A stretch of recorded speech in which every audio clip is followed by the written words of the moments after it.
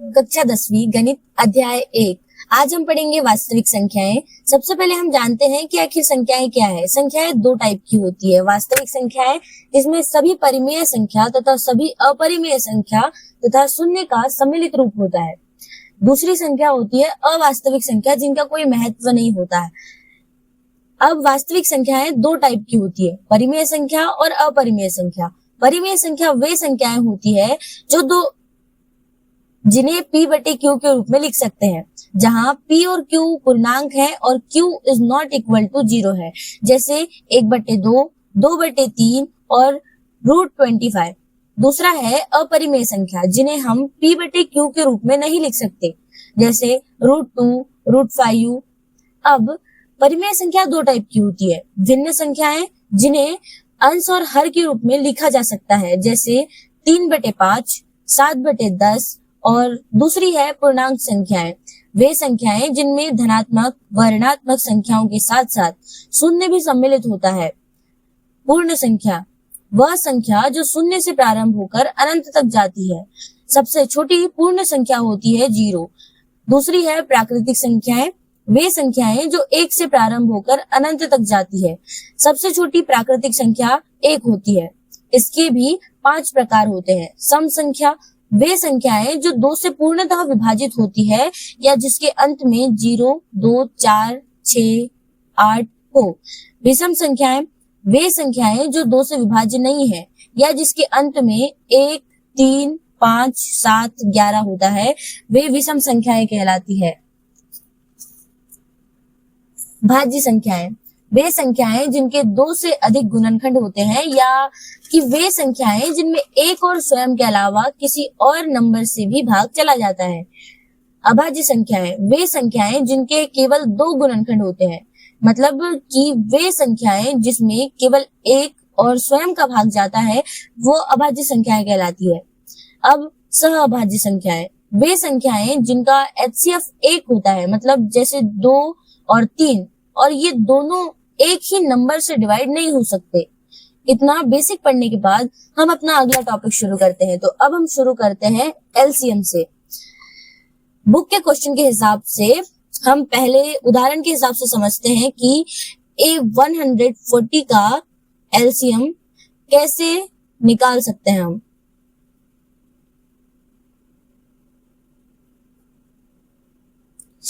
LCM का जो है फुल फॉर्म होता है लिस्ट कॉमन फैक्टर। ठीक है, अब इसका एलसीएम निकालने के लिए हम पहले 140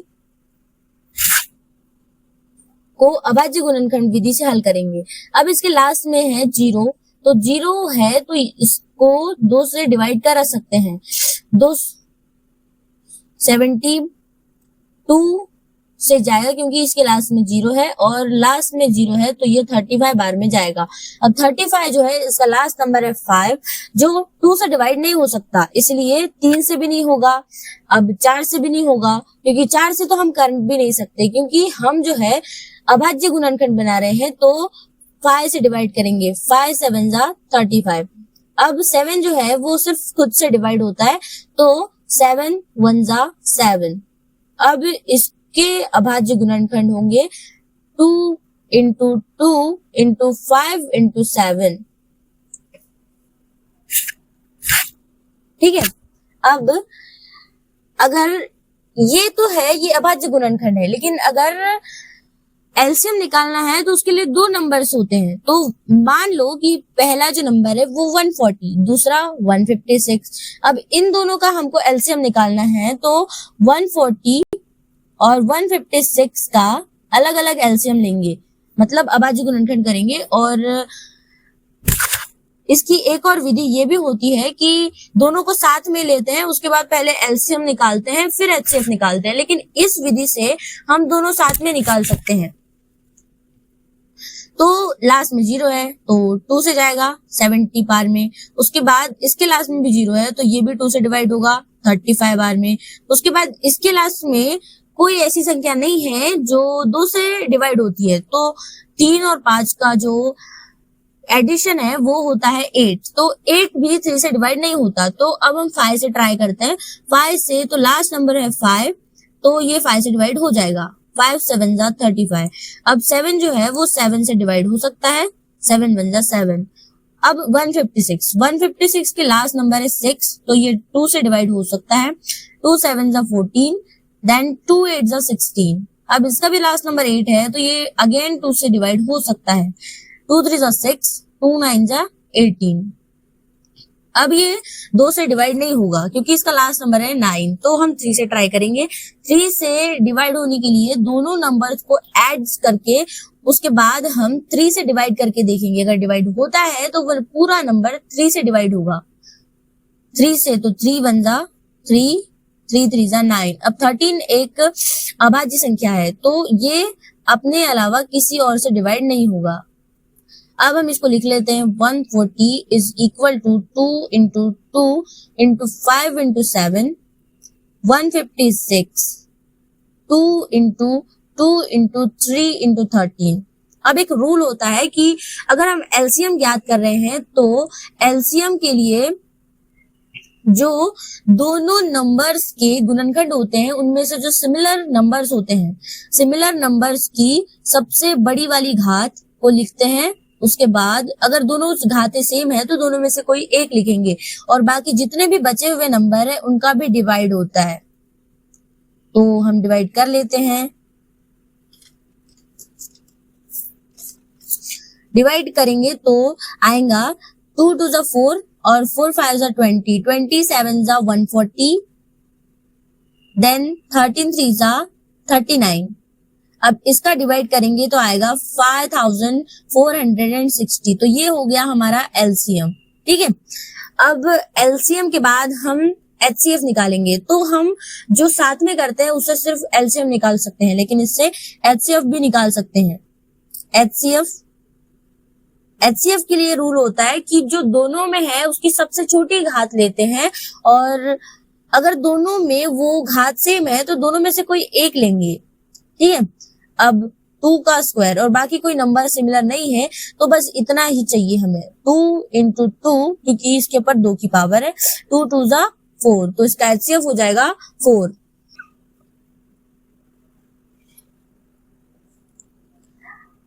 अब हम पढ़ेंगे कि ऐसे टाइप के क्वेश्चन जिसमें अगर आपके पास एचसीएफ दिया है तो उसमें एलसीएम और इजी तरीके से हम कैसे ज्ञात कर सकते हैं। तो बुक में एक क्वेश्चन है कि हमारे पास 306 एंड 656, इन दोनों का एचसीएफ हमारे पास दिया है 9। ठीक है, तो इसके लिए एक फॉर्मूला होता है कि जो दो नंबर्स हमारे पास दिए हैं उनका जो मल्टीप्लाई है वो एलसीएम और एचसीएफ के मल्टीप्लाई के बराबर होता है। एलसीएम और एचसीएफ के मल्टीप्लाई के बराबर होता है। तो दो नंबर्स और हमको सिर्फ चाहिए एलसीएम, तो एचसीएफ का हम इधर पक्षांतर कर सकते हैं। तो a into B is upon HCF is equal to LCM. अब हम इसको इधर उधर कर सकते हैं क्योंकि दोनों वही होता है, a into B upon HCF. ठीक है, अब इसमें हम मान रखेंगे। एलसीएम का तो हमारे पास कोई मान नहीं दिया है, इसको निकालना है।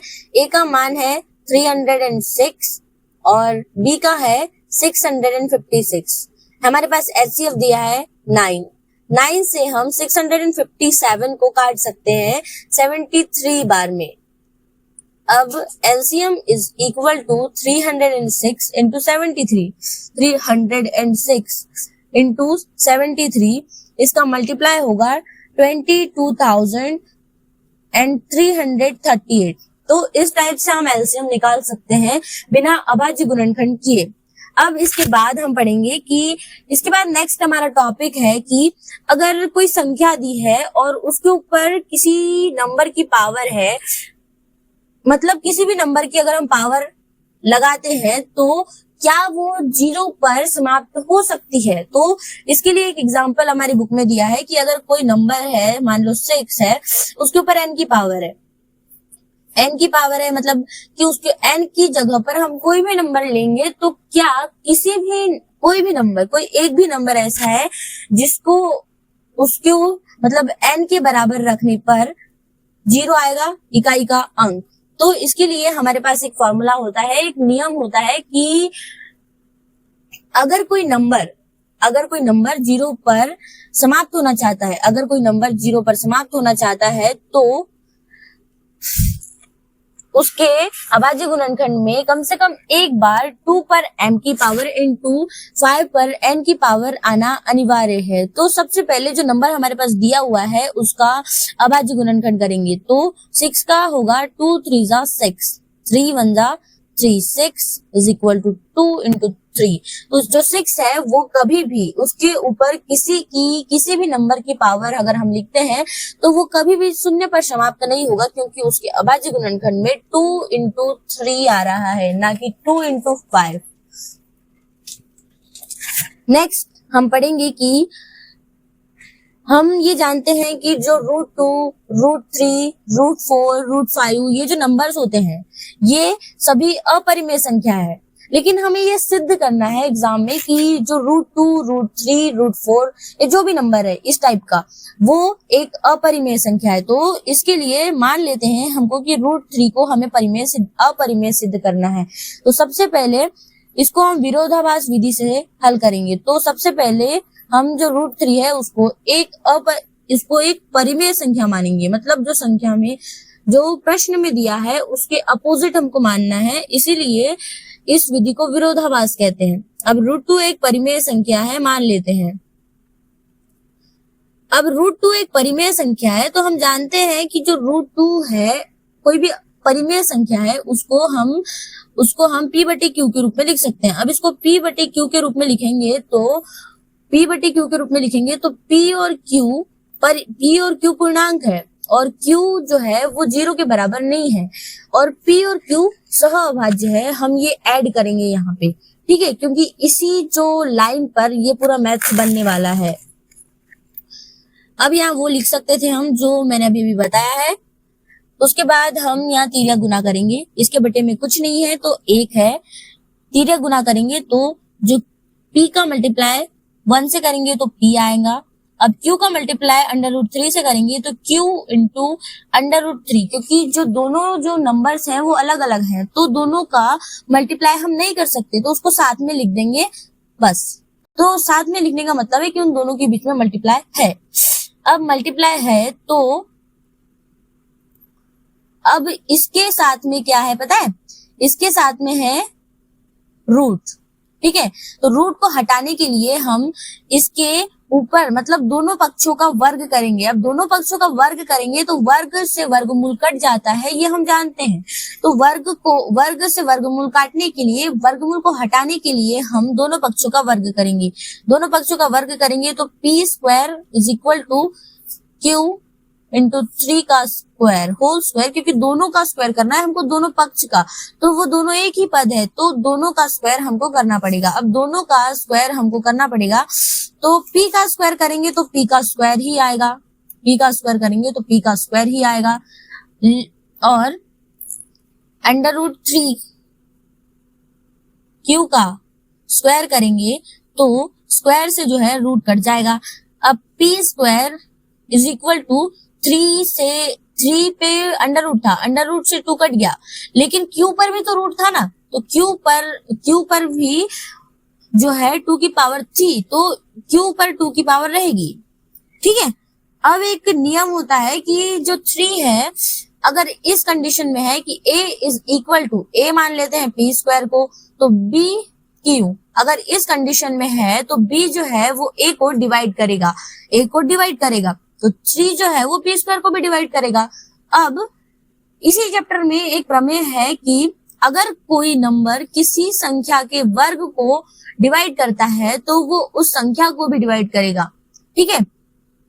तो 3 जो है वो p² को मतलब p के स्क्वायर को डिवाइड कर रहा है, तो 3 जो है वो p को भी डिवाइड करेगा। तो हम मान लेते हैं कि p जो है उसको 3 डिवाइड कर रहा है, कितने बार में, m बार में मान लेते हैं, मतलब आप कुछ भी मान सकते हो क्योंकि हमें नहीं पता है ना कि वो कितने बार में डिवाइड कर रहा है, लेकिन हम मान सकते हैं कि जो 3 है वो p को m बार में डिवाइड करता है। अब जो हमने पहले लिखे थे कि p² को 3q डिवाइड कर रहा था, अंडर रूट थ्री क्यू नहीं, 3q का स्क्वायर डिवाइड कर रहा था, ये जो अभी लिखा है ये, इसको हम मान लेते हैं समीकरण नंबर 1।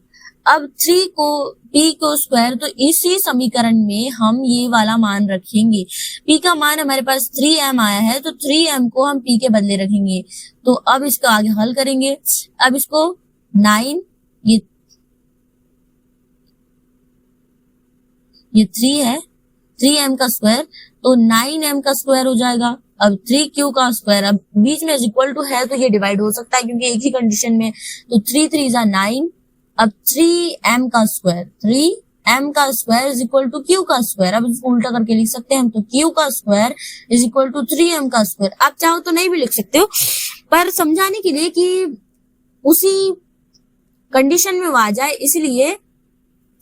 इसीलिए इसको मैंने उल्टा किया है, ठीक है। अब जो 3 है वो फिर से उसी कंडीशन में आ गया है, a is equal to B Q, तो b जो है वो a को डिवाइड करेगा, मतलब 3 जो है वो q स्क्वायर को डिवाइड करेगा। प्रमेय के हिसाब से 3 अगर q स्क्वायर को डिवाइड करता है तो वो q को भी डिवाइड करेगा, तो q को मान लेते हैं कि q इज इक्वल टू 3, कितने बार में, r बार में मान लेते हैं इसको, ठीक है। अब r बार में मान लेते हैं, तो अब इस क्वेश्चन को सॉल्व करने से हमको पता चलता है कि 3 जो है वो ऊपर p को भी विभाजित कर रहा है और उसके बाद q को भी, तो ये दोनों एक ही नंबर से डिवाइड हो रहे हैं, तो दोनों सहभाज्य नहीं है, तो वो परिमेय भी नहीं होंगे। तो यह जो है वो हमारे अनुचित मानने से हुआ है, कि गलत मानने से हुआ है कि परिमेय संख्या है करके। तो इससे यह सिद्ध होता है कि अंडर रूट 3 जो है वो एक अपरिमेय संख्या है,